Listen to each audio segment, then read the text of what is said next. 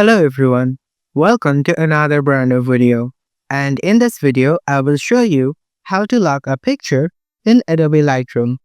It's really quick and simple, and the process is really straightforward, so let's jump right in. First, open your Adobe Lightroom app. Here, tap on All Photos, and Adobe Lightroom will take you to its library, where you can add and edit any picture that you'd like. Now tap on the photo that you'd like to edit, and on the third option, you will see Crop. Tap on that, and here you will see Unlocked as your second option. You can use this option to lock or unlock your picture.